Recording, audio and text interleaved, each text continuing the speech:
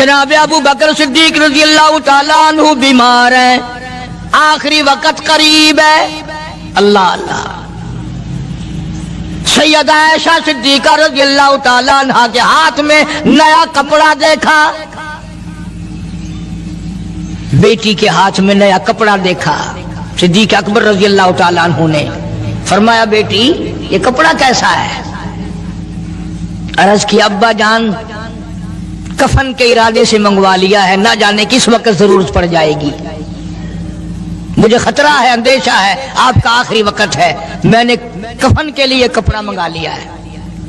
اللہ اکبر۔ ناراض ہوئے، فرمایا عائشہ وعدہ کرو مجھ پر نیا کفن نہیں ڈالو گی۔ عائشہ یہ کپڑا جو تو نے کفن کے لیے منگایا مدینے کی کسی بیوہ کو دے دینا، سر پہ ڈال کے پردہ کر لے گی۔ عائشہ کسی یتیم کو دے دینا، وہ اپنا کرتا بنا لے گا، وہ غریب اپنا ننگ ڈھک لے گا، مجھے نئے کفن کی کوئی ضرورت نہیں۔ اللہ کے یہاں کفن نہیں دیکھے جاتے، اس کے یہاں تو اعمال دیکھے جاتے ہیں۔ تم کیا جانو ابو بکر کون ہے؟ کبھی کسی بوڑھی نے، کبھی کسی بہو نے، کبھی کسی نے دھی نے کہا کہ آؤ آج ابو بکر صدیق کی نیاز پکاتے ہیں۔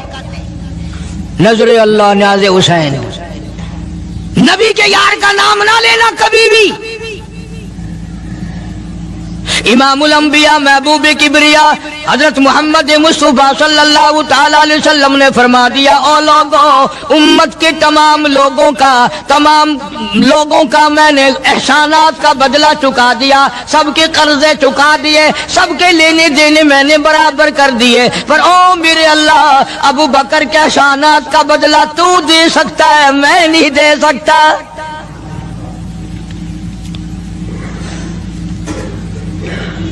سارا گھرانہ بڑا عجیب ہے، گھر کا گھر بڑا عجیب ہے۔ ہجرت فرما کر تشریف لے گئے نبی کریم سب کا جو صلی اللہ علیہ وسلم کی ذات اقدس کے ساتھ تشریف لے گئے۔ صدیق اکبر کا والد زندہ ہے، ابو قحافہ بوڑھا ہے، آنکھوں سے نابینا ہے، ابھی ایمان نہیں لایا ہجرت والی رات تک، بعد میں لایا ہے۔ لاٹھی کے سہارے گھر آیا، پتہ تو چل گیا نا کہ رات چلا گیا نبی کے ساتھ میرا بیٹا، اور آ کے پوتیوں کو کہنے لگا کیوں اسما جی دادا جان، میرا تو اپنا خیال یہ ہے کوئی ٹیڈی، کوئی پیسہ، کوئی کپڑا، کوئی غلہ تمہارے لیے نہیں چھوڑ کے گیا ہوگا۔ باوجود کافر ہوتے ہوئے اس وقت تک ابو بکر کا والد مسلمان نہیں، لیکن جانتا ہے کہ میرے بیٹے کو نبی کی اتنی محبت ہے، وہ اتنا قربان ہے، وہ اتنا پروانہ ہے اور اس قدر جانثار ہے، کوئی شے گھر میں نہیں چھوڑ کے گیا ہوگا۔ سیدہ اسماء رضی اللہ تعالی عنہا چھوٹی سی بچی ہے صدیق اکبر کی، کہتی ہے کہ میں نے ایک ہیلا بنایا، ہمارے یہاں دیوار میں ایک آلہ سا میرے والد نے بنا رکھا تھا، اس میں پیسے رکھتے تھے، تو میں نے وہاں یہ مٹی کے ٹوٹے ہوئے برتنوں کے ٹھپ ڈال دیے اور اوپر کپڑا ڈال دیا، اور میں نے اپنے دادا سے کہا نہیں دادا جان اب کے تو ابا جی نے حد کر دی، بہت سارا مال ہمارے لیے چھوڑ کے گئے ہیں۔ انہوں نے کہا بیٹی میرا یقین نہیں پڑتا، وہ نبی کے بغیر ایک پیسہ تو کیا وہ اپنی جان پیچھے رکھنے کو تیار نہیں۔ انہوں نے کہا نہیں دادا ذرا آؤ تو صحیح۔ کہتی ہیں کہ میں نے اپنے دادا کا یوں ہاتھ پکڑ کے، دکھتا تو تھا نہیں، اس کپڑے کے اوپر پھیر دیا کہ دیکھیے یہ آلہ ہے نا، یہ تاک ڈالا کہ سب بھرا پڑا ہے۔ یہ کہنے لگا اچھا بہت اچھا کیا، تمہارا گزارا ہو جائے گا، مجھے بڑا فکر تھا، مجھے بہت پریشانی تھی، اب میں بے فکرہ ہو گیا کہ تمہارے لیے تمہارا ابا کھانے پینے کے لیے تو چھوڑ گیا۔ سیدہ اسماء کہتی ہے حالانکہ جس وقت میں نے یہ کارروائی کر کے دکھائی ہم 2 دن کے بھوکے تھے۔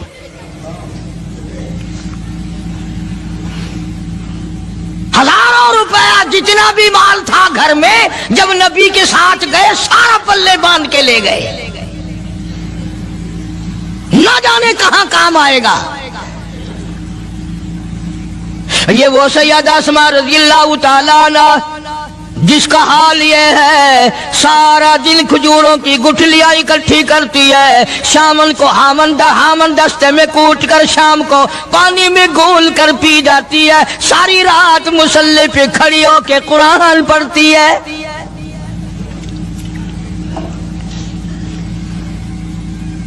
عجیب قسم کا گھرانہ ہے صدیق اکبر رضی اللہ تعالیٰ عنہ کا۔ غربت نہیں تھی، سارے کا سارا قربان کر کے غربت بنا دی۔ نہیں دیکھا آل کو، نہیں دیکھا مال کو، نہیں دیکھا اپنی جان کو، سب کچھ قربان کر دیا۔ امام الانبیاء محبوب کبریا حضرت محمد مصطفیٰ صلی اللہ تعالی علیہ وسلم نے اس قدر رفاقت جوڑی، اس قدر یاری بنائی کہ کبھی بھی الگ نہیں ہوئے۔ آج تم قرآن پڑھتے ہو، قاری حنیف قرآن پڑھتا ہے، کیا اثر ہوگا کسی پہ؟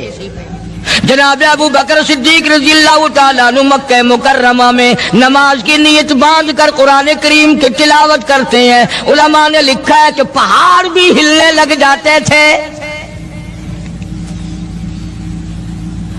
اور کافروں نے نبی پاک سب کا جو صلی اللہ علیہ وسلم سے شکایت کی کہ اپنے ابو بکر کو کہو یہ رات کو قرآن زور سے نہ پڑھے، ہمارے بیوی بچوں پہ اثر ہوتا ہے، ہمارے بچے مسلمان بننے کے لیے تیار ہو جاتے ہیں، ہماری عورتیں قرآن سن کر کفر چھوڑ کر مسلمان بننے کو تیار ہو جاتی ہیں، ابو بکر سے کہو یہ آہستہ قرآن پڑھا کرے۔ یعنی اس کی زبان میں اس قدر تاثیر تھی اور اس قدر اللہ تبارک و تعالیٰ نے خوف رکھا تھا، جو صدیق کی زبان سے قرآن سنتا تھا مسلمان بننے کے لیے تیار ہو جاتا تھا۔ آج ہم قرآن پڑھیں، حدیث پڑھیں، کچھ بھی پڑھیں، اثر نہیں ہوتا۔ کیسے ہو؟ ہمارے یہاں دلوں میں جگہ ہو جبھی تو بات بنے۔ اس لیے قرآن کریم کہتا کلا بل ران علی قلوبہم ما کانوا یکسبون، گناہ کرتے کرتے، حرام کھاتے کھاتے اس قدر دل کالے ہو گئے، اب قرآن کے لیے، دین کے لیے، ایمان کے لیے گنجائش کوئی نہیں، اندر گنجائش ختم ہو گئی، سارا دل۔ فرمایا کلا انہم عن ربہم یومئذ لمحجوبون، ہرگز ایسا نہیں جو لوگوں کا خیال ہے، دین ان کے خیالات پہ نہیں چل سکتا۔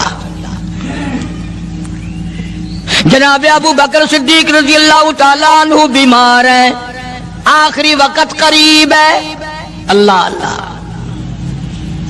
سیدہ عائشہ صدیقہ رضی اللہ تعالیٰ عنہ کے ہاتھ میں نیا کپڑا دیکھا، بیٹی کے ہاتھ میں نیا کپڑا دیکھا، صدیق اکبر رضی اللہ تعالیٰ عنہ نے فرمایا بیٹی یہ کپڑا کیسا ہے؟ عرض کی ابا جان کفن کے ارادے سے منگوا لیا ہے، نہ جانے کس وقت ضرورت پڑ جائے گی، مجھے خطرہ ہے، اندیشہ ہے، آپ کا آخری وقت ہے، میں نے کفن کے لیے کپڑا منگا لیا ہے۔ اللہ اکبر۔ ناراض ہوئے، فرمایا عائشہ وعدہ کرو مجھ پر نیا کفن نہیں ڈالو گی۔ عائشہ یہ کپڑا جو تو نے کفن کے لیے منگایا مدینے کی کسی بیوہ کو دے دینا، سر پہ ڈال کے پردہ کر لے گی۔ عائشہ کسی یتیم کو دے دینا، وہ اپنا کرتا بنا لے گا، وہ غریب اپنا ننگ ڈھک لے گا، مجھے نئے کفن کی کوئی ضرورت نہیں۔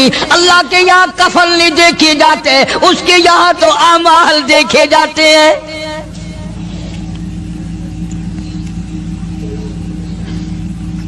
حضرت عائشہ رضی اللہ تعالی عنہا نے اصرار کر دیا، ابا اجازت دے دو، اب تو میں نے منگا لیا ہے، اب تو میں نے منگا لیا ہے، دنیا کیا کہے گی؟ وقت کا حکمراں، وقت کا بادشاہ، نبی کا جانشین کو کفن بھی نہیں ملا۔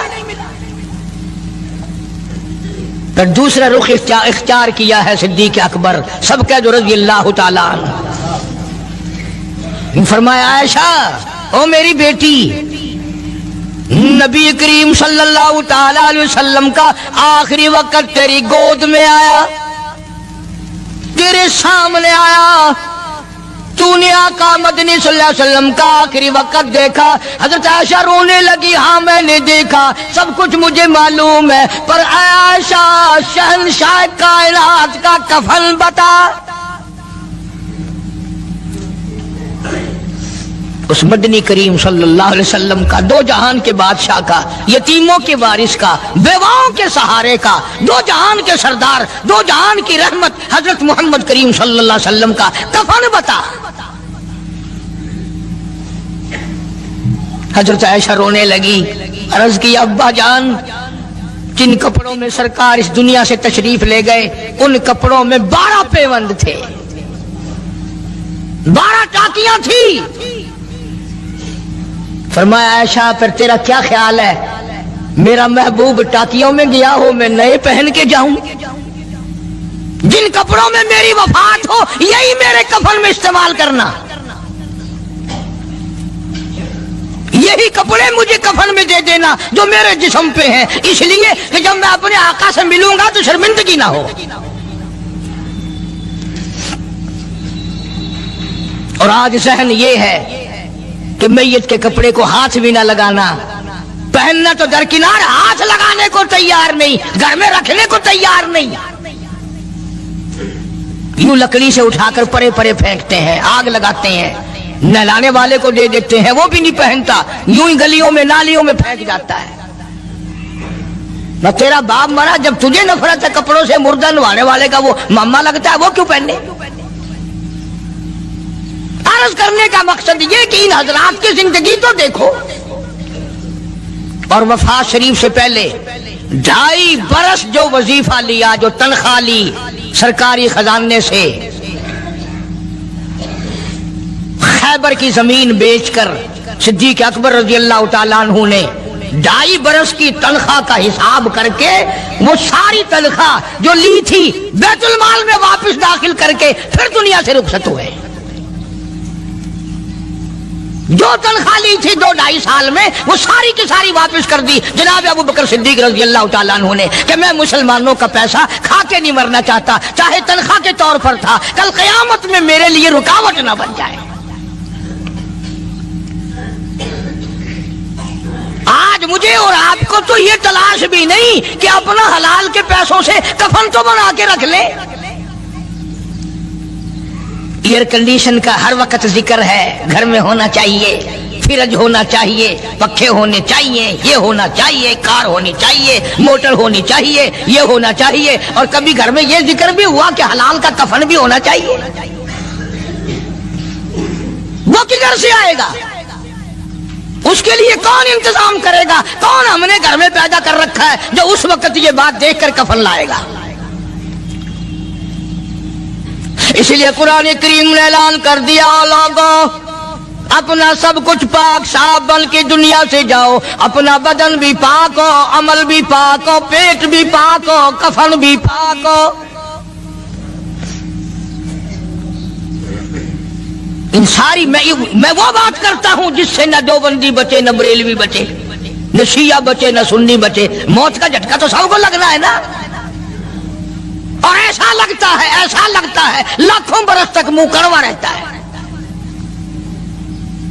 جناب صدیق اکبر رضی اللہ تعالیٰ عنہ نے وہ تنخواہ جو لی تھی ساری زندگی میں وہ بھی بیت المال میں واپس کر دی، اور تمام کے تمام لوگوں کے حقوق چکا دیے۔ باقی جو بات رہی وہ سیدھی کمتر مرحوم کہتا ہے، اجا صدیق دا اسلام تے قرضہ بقایا ہے، اجا صدیق دا اسلام تے قرضہ بقایا ہے، جتا جس دے ہاتھوں اس آخری زمین دسایا ہے، وصولی دا نہ چنتا نہ لکھوایا صحابہ نے۔ مدنی کریم صلی اللہ تعالی علیہ وسلم کے جانثار، نبی کا یار، نبی کا وفادار، ہر وقت کا ساتھی اسی غم میں رہتا ہے، اور وصیت کی کہ مجھے غسل دینا، میرے انہی کپڑوں میں دفن کرنا، اور فرمایا میرا جنازہ اٹھا کر حجرے مبارک کے سامنے لے جانا۔ حجرہ عائشہ کے سامنے لے جانا، توجہ کرنا، نیند نہ کرو۔ اور یوں فرمایا نبی پاک صلی اللہ علیہ وسلم کی جہاں قبر شریف ہے، حضور کا حجرہ ہے، روضہ ہے، دروازے پہ کھڑے ہو کر آواز لگانا، کالی کملی والے صدیق آ گیا ہے۔ فرمایا اگر اجازت ہو تو اندر دفن کرنا، اور اگر اجازت نہ ہو تو جنت البقیع میں لے جانا۔ علماء کہتے ہیں کہ جب میت کو جا کر کے روضہ اقدس صلی اللہ علیہ وسلم کے سامنے رکھا اور آواز لگائی تو دروازہ خود بخود کھل گیا، اور آواز آئی دیر نہ کرو، محبوب کو محبوب سے ملا دو۔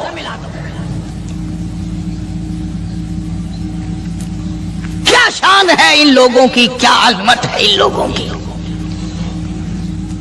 ساری زندگی اس محبت میں، عظمت میں، اکرام میں گزاری جو اس کائنات میں کوئی اس قدر اکرام کر نہیں سکتا۔ مدینہ پاک میں ایک وقت ایسا بھی آیا کہ دشمنوں نے مدینے کے گورنر کو گانٹھ لیا، اس کو رشوت دی، پیسے دیے، اور کہا کہ ہمیں اجازت ہونی چاہیے، ہم روضہ اقدس کو کھود کر ابو بکر صدیق اور فاروق اعظم کی لاشیں نکالنا چاہتے ہیں یہاں سے۔ چنانچہ حاکم وقت نے پیسے کھا کر اجازت دے دی۔ شمس الدین سراج ایک بزرگ ہے جو اس وقت مدینہ پاک یعنی روضے کے متولی ہیں، مسجد نبوی کے متولی ہیں، گنبد خضرا صلی اللہ علیہ وسلم کے محافظ اور نگہبان ہیں۔ وہ فرماتے ہیں کہ رات آدھی جب گزری تو کنڈی کھٹکی مسجد کی، میں نے کنڈی کھول دی تو مجھے حکم ملا کہ تم خاموش رہو، اگر آواز نکالو گے سر اتار دیا جائے گا۔ ایک آدمی اندر داخل ہوا، دوسرا داخل ہوا، تیسرا آیا، کسی کے ہاتھ میں کسی، کسی کے ہاتھ میں گنتی، کسی کے ہاتھ میں ٹوکری، کسی کے ہاتھ میں تسلا مٹی اٹھانے والا، سب کے سب یوں لے کر داخل ہو رہے ہیں۔ اور مجھے یہ کہا گیا کہ یہ جو کچھ کرتے ہیں روکنا نہیں، کسی کو بتانا نہیں۔ شمس الدین سراج بزرگ رحمت اللہ علیہ کہتے ہیں وہ جب 40 کے 40 اندر داخل ہو گئے، پچھلے نے مجھے اشارہ کیا دروازہ بند کر دے، اب کسی اور کو اندر نہ آنے دینا۔ وہ اللہ والا کہتا ہے مجھے بتا تو دیا گیا تھا دونوں جلیل القدر صحابہ حضرت شیخین کی بے ادبی کریں گے، قبر کھود دیں گے، ان کی میت نکال لیں گے۔ فرماتے میں نے دروازہ بند کر دیا، میں سجدے میں گر گیا، مولا او میرا بس نہیں، میرا کوئی چارہ نہیں، میری حکومت نہیں، میری فوج نہیں، میرا لشکر نہیں، میرے پاس توپ نہیں، میرے پاس لشکر نہیں، او میرے مولا میں نے سنا ہے جیسے نبوت کا محافظ تو ہے، اسی طرح صدیق کی صداقت کا، فاروق کی عدالت کا بھی تو ہی نگہبان ہے۔ مولا میری موت بھیج دے، میں نہ دیکھوں۔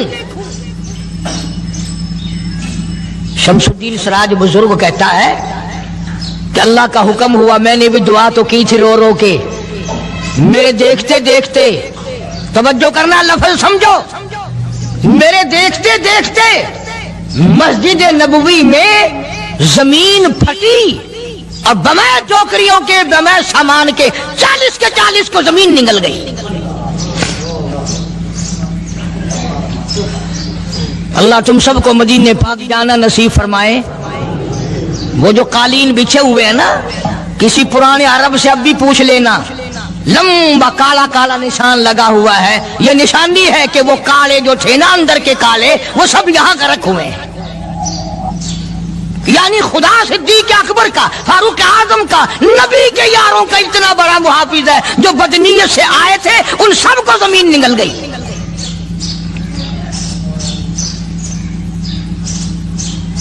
ایک اللہ والا کہتا ہے کہ میں نے مدینہ پاک میں حاضری دی اور حضور کریم صلی اللہ علیہ وسلم کے روضہ اقدس پہ سلام پڑھا، اور میں صدیق اکبر کے موضع شریف کے سامنے کھڑا ہو کر سلام عرض کر رہا تھا، پڑھ رہا تھا۔ میں جب واپس ہٹنے لگا تو ایک آدمی مجھے کہنے لگا آپ کہاں سے آئے ہیں؟ اس نے بتایا کہ میں فلاں جگہ سے آیا ہوں۔ کہ آپ بڑے نیک آدمی معلوم ہوتے ہیں، بڑا اچھا سلام پڑھ رہے تھے، تعریف اچھی کر رہے تھے، میرے یہاں کھانا کھانے چلو۔ اللہ والا کہتا ہے کہ میں اس کی باتوں میں آ گیا کہ چل بھائی، مدینے کا آدمی ہے، مدینے کا آدمی ہے، دعوت کر رہا، انکار کروں تو سنت کے خلاف۔ انہوں نے کہا چل بھائی، لے گیا اور وہاں جا کر ایک مکان میں اس اللہ والے کو بند کر کے، کوٹڑی میں اس کو زنجیروں میں باندھ کر اس کی زبان کاٹ دی۔ تو نے صدیق کی اتنی تعریف کیوں کی؟ اور پھر چھوڑ دیا کہ جا صدیق سے ٹھیک کرا کے دکھا۔ وہ پھر مسجد نبوی میں آیا۔ قرآن کریم میں ان لوگوں کا واقعہ اچھی طرح سے ذکر کیا گیا۔ قوم تھی ایک بڑی سمجھدار، اللہ پاک نے، اور وہ مچھلیاں کھایا کرتے تھے، مچھلیوں کا شکار کر کے کھاتے تھے۔ خداوند عالم نے ان کو آزمایا کہ سارے ہفتے میں تو مچھلی ڈھونڈتی نہ ملے۔ ان کو اعلان کر دیا، خدا نے حکم دیا کہ تم سارے ہفتہ مچھلیاں پکڑو، باقی ہفتے کے دن سنیچر کے دن مچھلی پکڑنا حرام ہے۔ خدا نے حکم دے دیا۔ اب 8 دن تو مچھلیاں ڈھونڈی نہ ملے اور ہفتے والے دن سامنے کودتی پھرے۔ نبی بڑی پریشانی ہوئی، اب کیا کیا جائے؟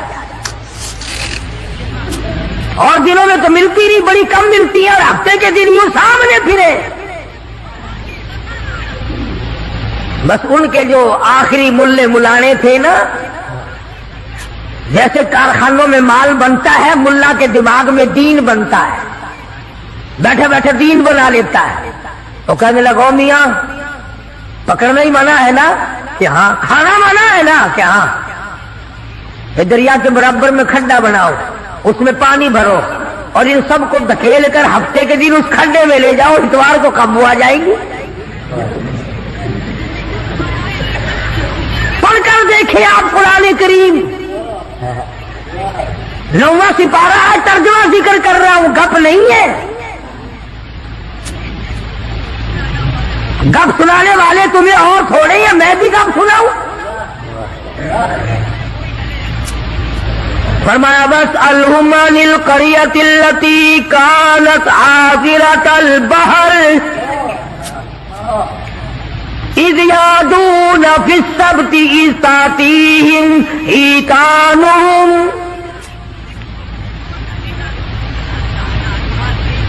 مچھلیاں پکڑنے والوں نے ہیلا بنا لیا، مکر کر لیا، کھیل کھیلا دین کے بارے میں۔ اچھا جی پکڑیں گے نہیں، کھائیں گے نہیں، اکٹھا کرنا دکھاؤ کہاں لکھا ہوا ہے ملا ہے۔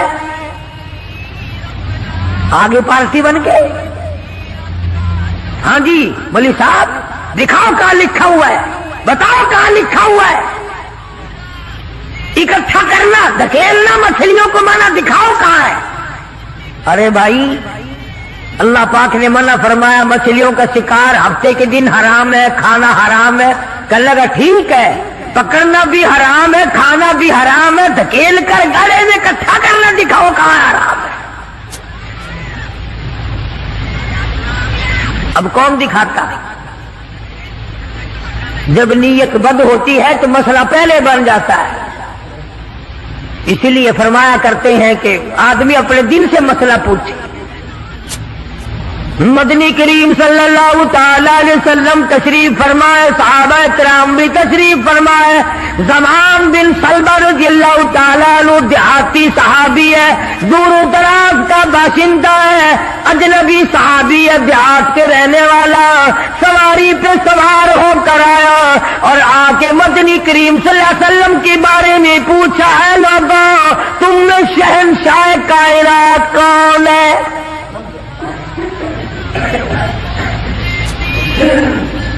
صحابہ کرام نے اشارہ کر کے بتلا دیا یہ ہے۔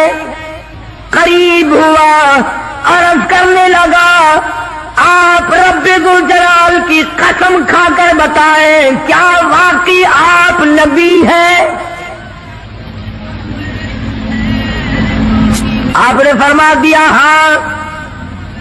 اس کے بعد کہنے لگا رب ذل جلال کی قسم کھا کر بتلاؤ کیا آپ پہ اللہ کی کتاب نازل ہوئی؟ قرآن کریم اترا آپ پر؟ آپ نے فرمایا ہاں۔ ہر بات میں اس نے یہی بات کہی کہ قسم کھا کے بتلاؤ کیا آپ نے 5 نمازوں کا حکم دیا؟ حضور صلی اللہ علیہ وسلم نے فرمایا ہاں۔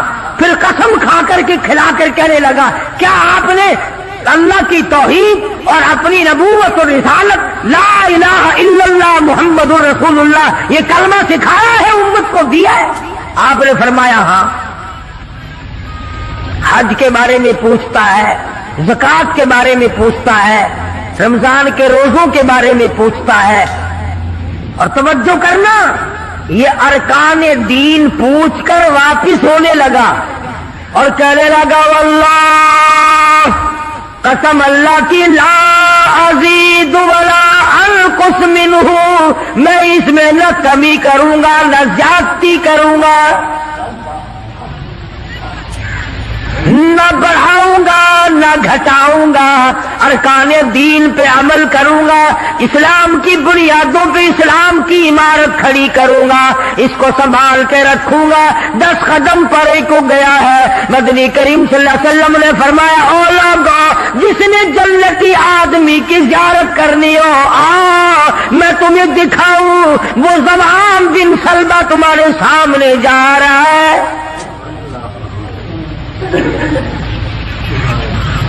اس لیے کہ اس نے قسم کھائی ہے نہ میں دین میں کچھ بات بڑھاؤں گا اور نہ گھٹاؤں گا، بلکہ جو مجھے دین کالی کملی والے صلی اللہ علیہ وسلم سے ملا ہے اس کو پورا کروں گا۔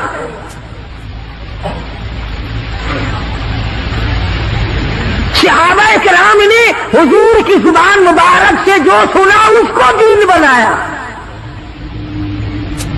ہمارے یہاں بیٹھے بٹھائے دین بن جاتا ہے، اب بنا لیا نا انہوں نے، کہنے لگے جی پکڑنا حرام ہے، ہفتے کے دن مچھلیوں کا کھانا حرام ہے، دھکیل کر اکٹھا کرنا گڑے میں داخل کر لینا حرام کوئی نہیں،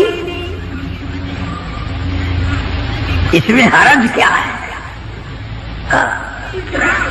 آج ہمیں بھی لوگ کہتے ہیں حلوے کی پلیٹ سے آپ قرآن پڑھ دیں تو کیا حرج ہے؟ اس میں کیا گناہ ہے؟ اللہ کا کلام تو ہر وقت پڑھنا چاہیے۔ انجان لوگ بیچارے ان پڑھ رسومات میں پھنسا رکھے، کیا ان لوگوں نے ایسا ہی گڑا بنایا، پانی اس میں ڈالا، مچھلیوں کو اکٹھا کیا، اس میں داخل کیا اور اتوار کے دن پکڑ کے کھائی۔ آواز آئی او لوگوں وَيَمْكُرُونَ وَيَمْكُرُ اللَّهُ وَاللَّهُ خَيْرُ الْمَاكِرِينَ۔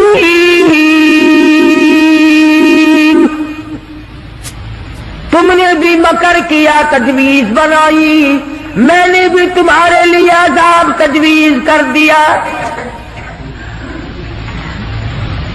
اور قرآن کریم سے پوچھو ایسا کرنے والوں کو کیا ملا؟ پہلا سپارہ ہے، آواز آتی ہے وَلَقَدْ عَلِمْتُمُ الَّذِينَ اعْتَدَوْا مِنْكُمْ فِي السَّبْتِ فَقُلْنَا لَهُمْ كُونُوا قِرَدَةً خَاسِئِينَ۔ شام کو سوئے آدمی تھے، بڑے بڑے خوبصورت جوان تھے، بڑی بڑی حسین عورتیں تھیں، اللہ پاک فرماتے ہیں صبح اٹھے تمام کے تمام بندر ذلیل بن گئے۔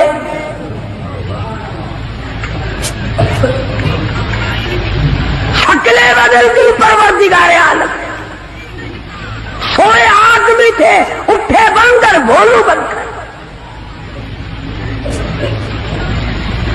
کیوں میرے دین میں مداخلت کی؟ کیوں تم نے میرے دین کے قانون میں ہیرا پھیری کی؟ بڑے بڑے بدلے لو، کوئی قوم شام کو آدمی سوئے صبح کو اٹھے تو کتوں کی شکل بن گئی.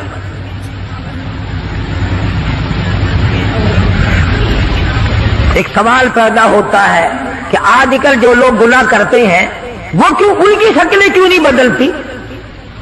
تجھے کیا معلوم ہے امام الانبیاء محبوب کبریا حضرت محمد مصطفیٰ صلی اللہ تعالی علیہ وسلم نے ساری رات رو رو کے دعا مانگی، الہی میری امت کی شکل نہ بدلنا.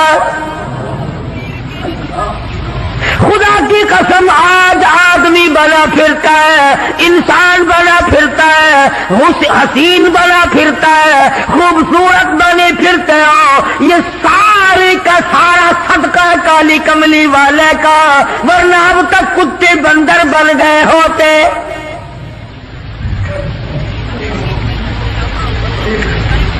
پتہ چلا کہ دین میں ہیرا پھیری اللہ پاک برداشت نہیں کرتا، کسی شکل میں بھی کیوں نہ ہو، دین کے اندر وہ برداشت نہیں کرتا. تو صحابہ کرام نے کی نہیں اور کرنے دی نہیں. کیسے کرتے؟ بڑے بڑے وقت آئے ان پر، عورتوں پہ وقت آیا، مردوں پہ وقت آیا، مگر نہیں بدلے. کیسے بدل جائیں؟ سرکار کا دیدار کرنے والی آنکھ کیسے بدل سکتی ہے؟ یہ تو تیری جرت ہے کہ روزہ دیکھ کر کے بھی آتا ہے پھر بھی بے ایمانی اور بدماشی سے باز نہیں آتا. ایک کو کوئی ثابت نہیں کر سکتا جس نے مدنی کریم صلی اللہ علیہ وسلم کے چہرے انور کا دیدار کیا ہو اور اسے ذرہ برابر دنیا کے اندر ہیرا پھیری کی ہے. اتنی جرت کون لائے گا؟ اتنی بہادری کہاں سے آئے گی جو ان حضرات میں تھی؟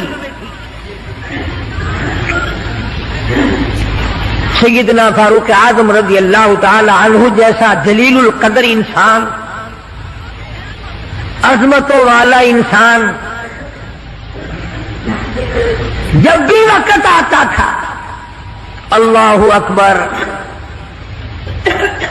یوں ہی بیٹھے ہوئے تھے، کچھ کام میں لگے ہوئے تھے، ایک آدمی آیا اور کہنے لگا جی فلانے آدمی نے مجھے درہ مارا، مجھے بدلہ دلواؤ. فلانے آدمی نے مجھے مارا، بدلہ دلواؤ. کیونکہ کام میں مشغول تھے، فاروق اعظم نے اٹھا کر اس کو ڈنڈا مار دیا کہ جب میں اس کام کے لیے بیٹھتا ہوں تو آتے نہیں، اور جب میں دوسرے کام میں لگ گیا تو اب آ گیا. وہ تو ڈنڈا کھا کے چلا گیا. فاروق کے دل کو دھچکا لگا. یہ تھے اللہ والے جن کے سامنے قبر اور قیامت ہر وقت تھی. اپنے آپ کو خطاب کر کے فرمانے لگے عمر و فاروق و خطاب کے بیٹے، تو اونٹوں کو چرایا کرتا تھا، اونٹوں کا چرواہا تھا، آج 22 لاکھ مربع میل کا حکمراں ہے. اللہ نے تجھے بادشاہ بنایا، خلیفہ بنایا، امیر بنایا. اب ایک آدمی بدلہ لینے کے لیے آتا ہے تو اسے مارتا ہے، قبر میں کیا بنے گی؟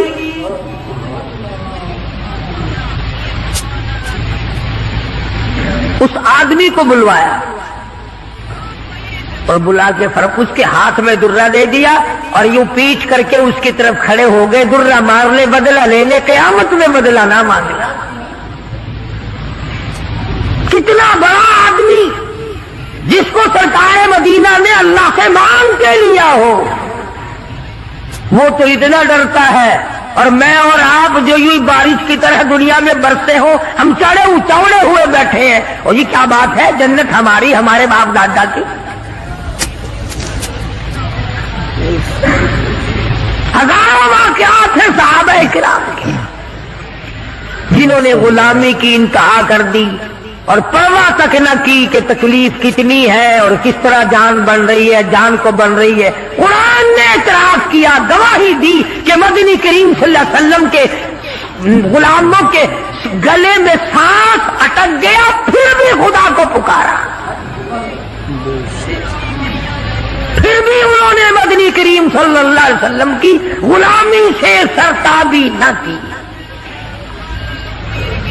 اب ایمانداری سے بتلاؤ، ہماری میری اور آپ کی اور تمام مسلمانوں کی جو عورتیں ہیں، بیویاں ہیں، آخر جوتوں کے لیے بھی کہتی ہیں، کپڑے کے لیے بھی کہتی ہیں، موقع بموقع زیورات کے لیے بھی کہتے ہیں، اور ہزاروں باتیں ہیں، اور ہم ان کو پورا کرتے ہیں۔ مدنی کریم صلی اللہ تعالی علیہ وسلم کے گھر کی طرف تجھے میں لے کے چلوں۔ سیدہ عائشہ صدیقہ رضی اللہ تعالی عنہ، سیدہ حفصہ رضی اللہ تعالی عنہ، سیدہ ام حبیبہ رضی اللہ تعالی عنہ، سیدہ ام سلمہ رضی اللہ تعالی عنہ، سیدہ زینب، یہ تمام کی تمام ہماری مائیں ہیں، کالی کملی والے کی گھر والی ہے۔ فرماتی ہے ایک کھجور کا دانہ 24 گھنٹے میں اور ایک پانی کا پیالہ صرف ملا کرتا تھا۔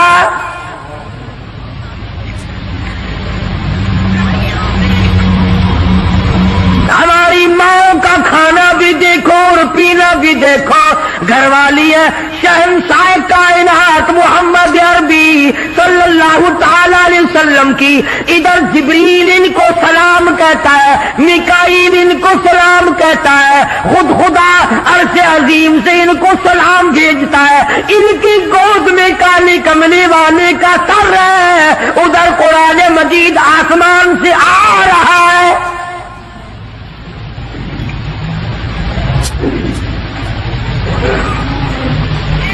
اور خوراک کا یہ عالم ہے، پانی بھی پیٹ بھر کے نہیں، یہودی کے قبضے میں ہے میٹھے کنویں کا پانی، مول ملتا ہے۔ 24 گھنٹے میں ایک کھجور کا دانہ۔ نبی کی گھر والیوں کی خوراک دیکھو، کیا ہو گیا اگر انہوں نے ساریوں نے اکٹھے ہو کر، اور یہ اس زمانے کی بات ہے جب اچھی خاصی فتوحات ہو گئی تھی، مسلمانوں کے پاس اچھا خاصا مال تھا۔ اللہ اکبر، ہماری ماں نے اکٹھا ہو کر اور مدنی کریم صلی اللہ علیہ وسلم کے سامنے یہ بات رکھ دی کہ اب تو مدینے والوں کے حالات بدل گئے، اب تو مسلمانوں کے حالات بدل گئے، کئی مہینے 4 مہینے یا 6 مہینے گزر گئے، ایک کھجور پہ گزارا کرتے ہیں، اللہ کے نبی کچھ تھوڑا سا ہمارا روزینہ بڑھا دو۔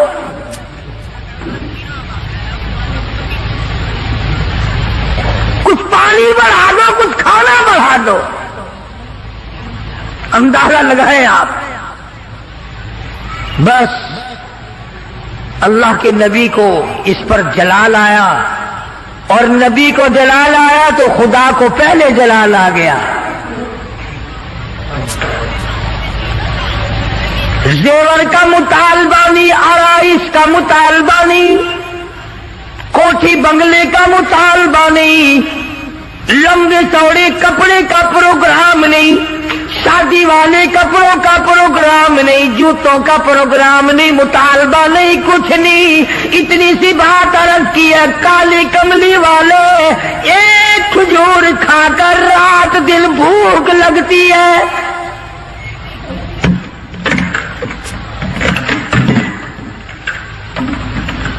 ایک پانی کا پیالہ پینے کے بعد رات دن میں پیاس تنگ کرتی ہے، تھوڑا سا پانی بڑھا دو، تھوڑی سی کھجوریں یا کھانا بڑھا دو، کچھ خوراک میں تبدیلی آ جائے۔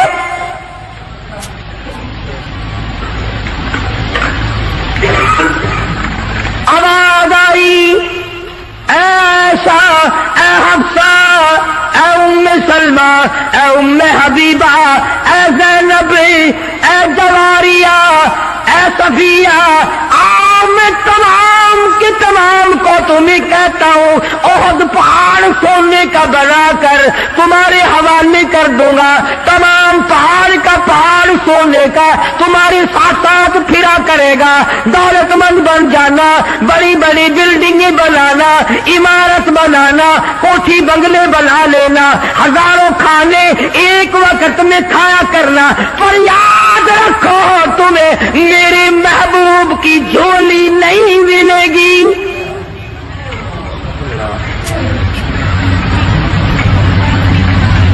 تم میرے نبی کے گھر والی نہیں رہ سکتی، ایک راہ اختیار کرو، یا دنیا مانگو یا میرے محبوب کو مانگو، ایک چیز ملے گی،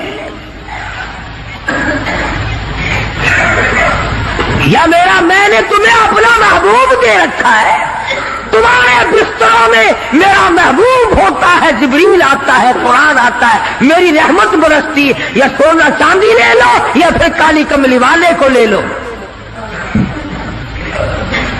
اور یہ بھی گپ نہیں ہے، فرمایا یا ایھا النبی قل لازواجک، اے میرے نبی ان اپنی عورتوں سے کہو، ازواج مطہرات سے فرماؤ، ان کنتم لتردن الحیات الدنیا وزینتہا فتعالین امتعکن واسرحکن سراحا جمیلا۔ میرے محبوب یہ جوڑے مانگتی ہے، کپڑے مانگتی ہے، یہ کھانا مانگ رہی ہے، ان سے کہو میں تم سب کو طلاق دینے کے لیے تیار ہوں، علیحدہ کرنے کو تیار ہوں۔ مسلمان ہے جس کے دل میں یہ خواب اور خیال ہر وقت آتے ہیں، الہی مجھے دولت ملے، میں تیرے دین پہ خرچ کروں گا، تیرے قرآن پہ خرچ کروں گا، اپنی قبر حشر بناؤں گا۔ پہلے تو بلکہ کچھ دل میں خیال ہوتا بھی ہے، جب تک بالکل کنگال ہوتا ہے، اللہ میاں کچھ دے، میں یوں خرچ کر دوں گا، میں یوں کر دوں گا۔ جب دولت آتی ہے پھر اس میں سے کم کرتے ہوئے تکلیف ہوتی ہے، بڑا مشکل بن جاتا ہے مسئلہ۔ تو نبی کی گھر والیوں کو اللہ پاک نے دھمکی دے دی اور فرمایا میرے محبوب صلی اللہ علیہ وسلم الگ ہو جاؤ ان سب سے۔ دو باتیں میں آپ کو سمجھانا چاہتا تھا، اندازہ لگاؤ کتنی عظمت والی خواتین ہیں، دو جہان قربان ہو جائے ایسا صدیقہ کے پیروں سے اڑی ہوئی خاک پہ، ساری دنیا کی دولت کو اکٹھا کر کے سیدہ حفصہ کے جوتے کی نوک پہ قربان کر دو۔ ایک کھجور کھانے والی مائی، ایک پانی کا پیالہ پینے والی مائی، رات دن میں اگر تھوڑی سی بات کر دی تو اللہ نے ڈانٹ پھیلا دی، چلو میرے نبی سے الگ ہو جاؤ۔ مدنی کریم صلی اللہ علیہ وسلم الگ ہو گئے، بالکل بات چیت کرنا چھوڑ دیا، آنا جانا چھوڑ دیا۔ اللہ غنی، تمام کی تمام ازواج مطہرات رونے لگی۔ مدنی کریم صلی اللہ تعالی علیہ وسلم نے سب سے پہلے حضرت عائشہ صدیقہ رضی اللہ تعالیٰ عنہ سے پوچھا، بتا تیرا کیا پروگرام ہے؟ کہنے لگی اللہ کے پاک پیغمبر یہ کھجور بھی بند کر دو، یہ پانی کا پیالہ بھی بند کر دو، میں آپ کو نہیں چھوڑ سکتی۔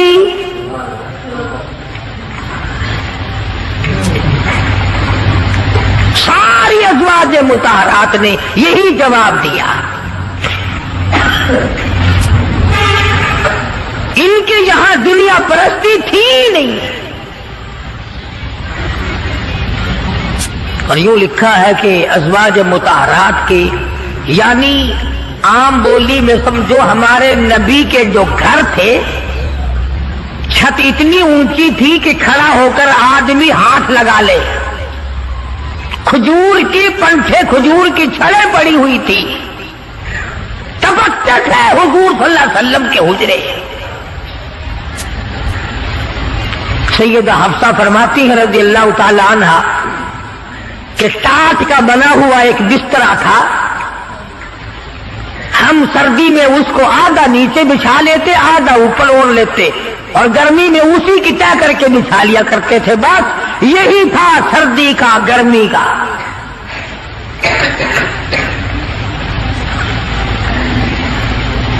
آج مصیبت میں ڈال رکھا ہے ہمیں رسم و رواج نے، سامان و جہیز نے، مصیبت بنا ہوا ہے، سامان اتنا پیدا، گھر میں برتن اتنے آ گئے، اللہ اکبر، کھانے کے لیے کچھ ہے نہیں، چمچیوں کی کمی نہیں، پلیٹوں کی کمی نہیں، اسٹیل کی پلیٹوں کی الگ لائن لگی ہوئی ہے، تام چینی کی پلیٹوں کی الگ لائن لگی ہوئی ہے، شیشے کی پلیٹوں کی الگ لائن لگی، بس ان کو دیکھ لو اور الحمدللہ پڑھو، پیٹ بھر جائے گا۔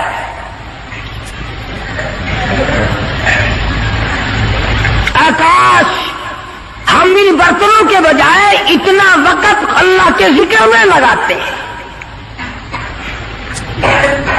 اور جو لوگ اللہ اللہ کرتے ہیں، نماز پڑھتے ہیں، نماز پڑھنے کے لیے تبلیغ کرتے ہیں، ان کی لوگ برائی کرتے ہیں۔ تبلیغ والوں سے بچنا، تبلیغ والوں سے بچنا، ان میں بڑے کانٹے لگے ہوئے ہیں۔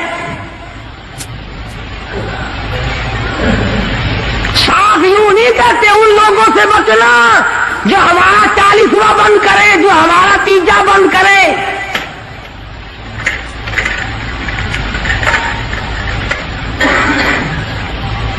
میں یہ کہتا ہوں کہ اگر کسی نے کسی کو پیاسے کو پانی پلا دیا اس کو ثواب ملے گا، اور اگر کسی بغیر کلمے والے کو کسی نے کلمہ یاد کرا دیا اور وہ کلمہ پڑھتا ہوا یاد کرنے والا مر گیا، اس کی ساری عمر کی محنت کامیاب نہیں ہو گئی؟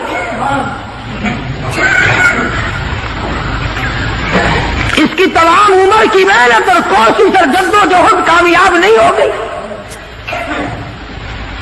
تکلیف ہو رہی ہے ہر طرف۔ ان کے ساتھ وقت نہ لگاؤ، ان کے ساتھ نہ جاؤ، یہ امریکہ کی جماعت ہے، امریکہ سے ان کو روپیہ آتا ہے،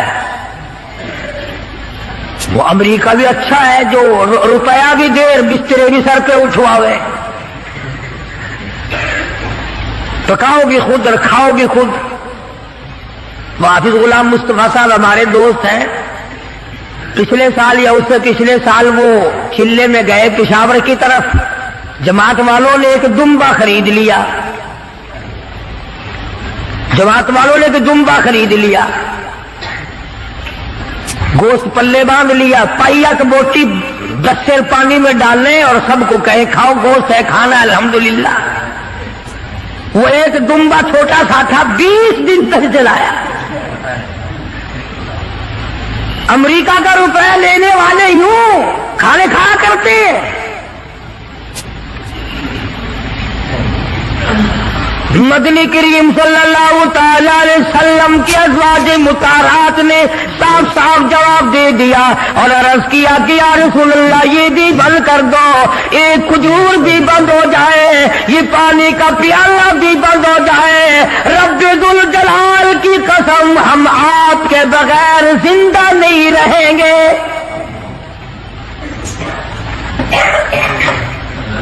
کتنا انس تھا، کس قدر محبت تھی ازواج مطہرات کے دل میں۔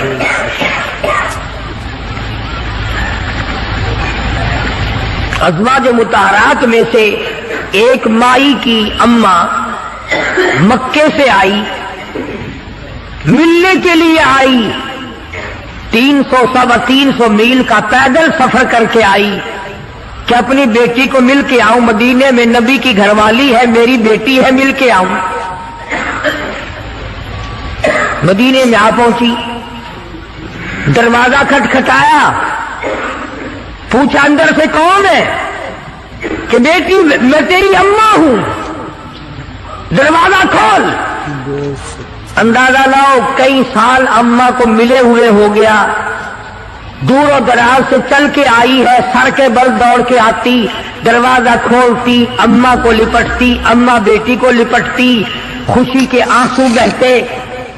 اللہ غنی وہیں اپنے حجرے میں بیٹھی بیٹھی نبی کریم صلی اللہ علیہ وسلم کی گھر والی ہماری ماں کہتی ہے امی جان اتنا تو بتاؤ، مکے میں جو میں چھوڑ کر آئی تھی تم کلمہ نہیں پڑھتی تھی، کافرہ تھی، اب یہ بتاؤ کلمہ پڑھ کر آئی ہو یا ابھی بھی میرے محبوب کے دین کی انکاری ہو؟ کتنا پختہ پروگرام ہے، کس قدر عظمت ہے دین کی۔ اما کہنے لگی یہ بات کی باتیں ہے بیٹی، میں کتنا سفر کر کے آئی ہوں، بیٹی کی شکل دیکھنے آئی ہوں، میری عقلیاں تجھے یاد کرتی ہے، میرا دل مجھے مجبور کرتا ہے میں اپنی بیٹی کو مل کے آؤں۔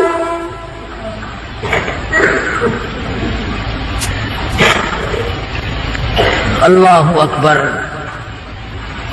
مائی کہتی ہے کہ تمہیں دروازہ اس وقت تک بند رہے گا، دروازہ اس وقت تک بند رہے گا، میں نے کسی کو بھیج دیا ہے مدنی کریم صلی اللہ علیہ وسلم کی خدمت عالیہ میں، جب تک یہ پوچھ کر نہ آ جائے کہ کافر ماں کو گھر میں داخل کرنا جائز ہے کہ نہیں۔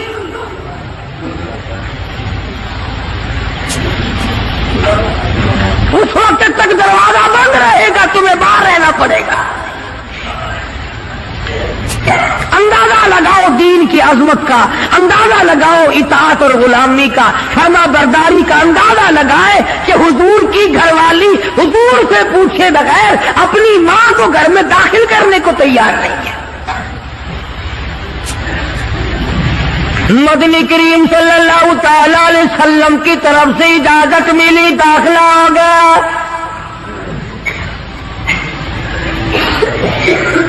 ایک دن ٹھہری ہوگی، 2 دن ٹھہری ہوگی، قیام کیا ہوگا اماں نے، اس کے بعد کہنے لگی میں کچھ پریشان حال ہوں۔ اماں کہنے لگی غریب ہوں، میری کچھ امداد کر۔ اماں بیٹی کو کہتی ہے جو حضور اکرم صلی اللہ علیہ وسلم کی گھر والی ہے کہ بیٹی میری کچھ مدد کر۔ اس نے تو یہ نہ کہا کہ میں تیری مدد کیوں کروں، یا چپ کر کے کر دیتی جو پلے تھا۔ اس پر بھی کہنے لگی امی جان تشریف رکھو، میں مدنی کریم صلی اللہ تعالی علیہ وسلم سے پہلے پوچھ لوں، حضور سے معلومات کر لوں کیا کافر ماں کی امداد کرنا جائز ہے کہ نہیں۔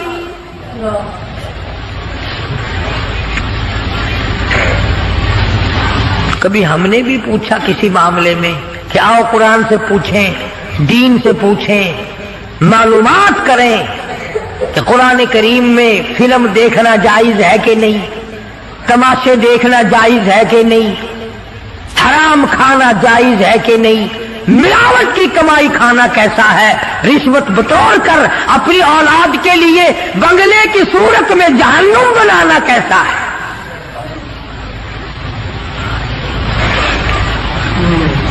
چنانچہ حضور اکرم صلی اللہ علیہ وسلم سے پوچھا ہے اور آپ نے فرمایا کہ تم امداد کر سکتی ہو، اور آپ نے بھی امداد فرمائی۔ کتنی عظمت تھی حضور کے گھرانے میں۔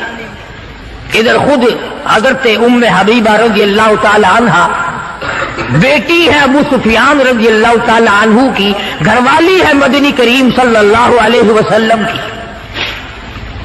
ابو سفیان اس وقت تک مسلمان نہیں ہوئے تھے، مدینے پاک میں بیٹی کو ملنے آئے۔ میں اپنی لختی جگر سے مل کے آؤں، اپنی نوری نظر سے مل کے آؤں، اپنی بیٹی سے مل کے آؤں، نبی کی گھر والی ہے، میری بیٹی ہے۔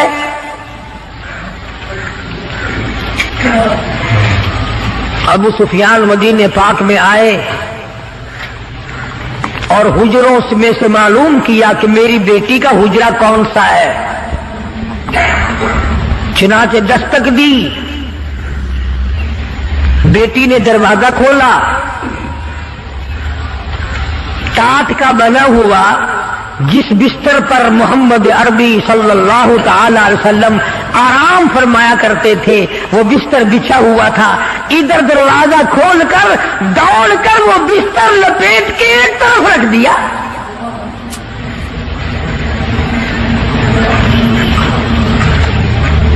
ایک طرف رکھ دیا بستر لپیٹ کر۔ ابو سفیان کھڑے ہوئے دیکھ رہے ہیں۔ انہوں نے برا منایا، آخر برا منانا ہی تھا۔ کہنے لگا بیٹی بے ادب ہو گئی ہو، گستاخ بن گئی ہو. جس طرح یہ ہمیں کہتے ہیں کہ یہ نبی کے گستاخ ہیں، یہ نبی کا ادب نہیں کرتے. تو نبی کا نام لے لے کر کھیر چاٹتا جا، حلوہ رکھتا جا، قبروں کی مٹی چاٹتا جا. تو نبی کی بے ادبی نہیں کرتا، ہم بے ادبی کرتے ہیں. نام نبی کا کام اپنا نکالتا ہے.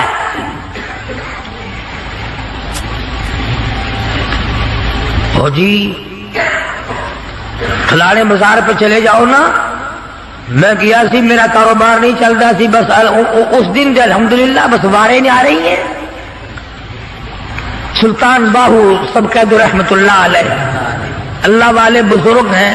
پچھلے دنوں میں مزار پہ گیا، بیٹھا ایک مستنڈا، ٹرکوں کے حساب سے مٹی پڑی ہے، ٹرکوں کے حساب سے گھول گھول کر زنانیوں کی قطار بندھی ہوئی ہے، اور وہ سامنے گھول گھول کر مٹی دے رہا ہے، پی رہی ہیں کاروں میں اتر اتر کر.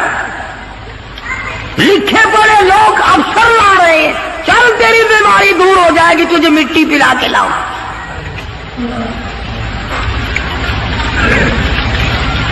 اندازہ لگاؤ جس قوم کا یہ عالم ہو کہ وہ خدا کے قرآن کو ٹھکرا کر، خدا کے کلمے کو ٹھکرا کر، نماز کو ٹھکرا کر، روزے سے دغا اور فریب کر کے اور مٹی پی کر اپنی بیماریوں کا علاج کرتے ہو، اور بزرگوں کی قبروں کی نہیں بلکہ کہیں سے آئی ہوئی مٹی پی کر جنت میں جایا چاہتے ہو. اگر یوں بات بنتی تو فاروق اعظم اور تمام صحابہ کرام کیوں مصیبت اٹھاتے؟ خدائی فیصلہ سنو، اللہ کے قرآن کا فیصلہ سنو، اللہ کے کلام کا فیصلہ سنو.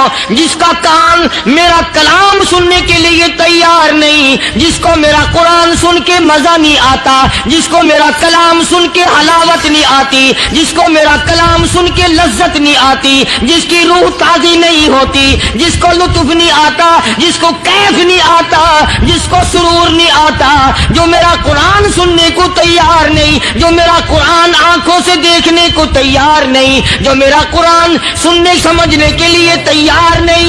آؤ پھر خدائی فیصلہ سنو. فرمایا اولئک کالانعام. میرا فیصلہ نہیں، کسی پارٹی کا فیصلہ نہیں، کسی فرقے کا نہیں، کسی طبقے کا نہیں، کسی جماعت کا نہیں. فرمایا اولئک کالانعام.